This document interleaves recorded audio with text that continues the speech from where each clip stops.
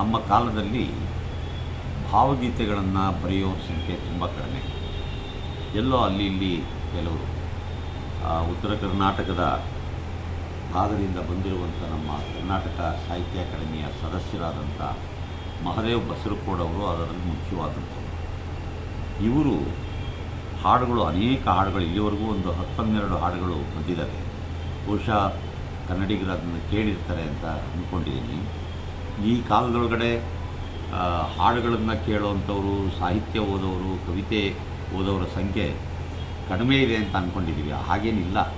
ಎಲ್ಲಿ ಕೇಳಬೇಕು ಅಂತ ಯಾರಿಗೆ ಆಸಕ್ತಿ ಇದೆಯೋ ಅವರು ಕೇಳ್ತಾ ಇರ್ತಾರೆ. ಈಗ ಒಂದು ಹಾಡನ್ನು ನಾನು ಕೇಳಿದೆ.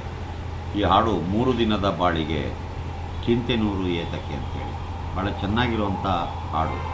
ಹಳೆಯ ರೂಪಕಗಳನ್ನೇ ಇಟ್ಕೊಂಡು ಮತ್ತೆ ಮತ್ತೆ ಮತ್ತೆ ಮನಸ್ಸನ್ನು ಒಂದು ರೀತಿಲಿ ನೆಮ್ಮದಿಯ ಕಡೆಗೆ ತಗೊಂಡೋಗ್ಬೋದಾದಂಥ ಗೀತೆಯನ್ನು ಅವರು ಬರೆದಿದ್ದಾರೆ. ಮನುಷ್ಯ ಆಗಲಿ, ನಿಸರ್ಗ ಆಗಲಿ ಭಾಳ ದೊಡ್ಡ ತ್ಯಾಗವನ್ನು ಮಾಡ್ತಾ ಇರ್ತದೆ.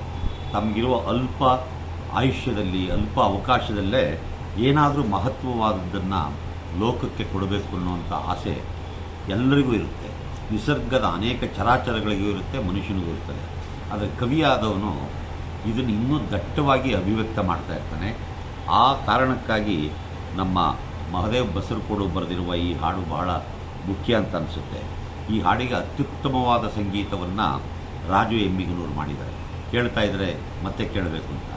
ಅಷ್ಟೇ ರೀತಿಯಲ್ಲಿ ತನ್ನ ಹೃದಯದ ಭಾವಗಳನ್ನೆಲ್ಲ ತುಂಬಿ ಎಲ್ಲ ಸ್ವರವನ್ನು ಸಂಗಮಿಸಿ ಪಂಡಿತ್ ಮತ್ತು ನನ್ನ ಸ್ನೇಹಿತರಾದಂಥ ರವೀಂದ್ರ ಸೊರಗಾವಿಯವರು ಹಾಡಿದ್ದಾರೆ. ಅವರ ಹಾಡನ್ನು ಕೇಳೋದಕ್ಕೆ, ನೋಡೋದಕ್ಕೂ ಕೂಡ ಇದು ವಿಡಿಯೋ ರೀತಿಯೊಳಗೂ ಇರೋದರಿಂದ ನೋಡೋದಕ್ಕೆ ಭಾಳ ಚೆನ್ನಾಗಿದೆ. ಜೊತೆಗೆ ಅನೇಕ ದೃಶ್ಯಗಳನ್ನು ಈ ಹಾಡಿಗೆ ತಕ್ಕ ಹಾಗೆ ಸಂಯೋಜನೆ ಮಾಡಲಾಗಿದೆ. ಇವೆಲ್ಲವೂ ಕೂಡ ನೋಡ್ತಾ ಇದ್ದರೆ ಇಂಥ ಹಾಡುಗಳನ್ನು ಕೇಳಬೇಕು ಅಂತ ಕುತೂಹಲ ನಮ್ಮ ಕನ್ನಡಿಗರಲ್ಲಿ ಉಂಟಾಗುತ್ತೆ.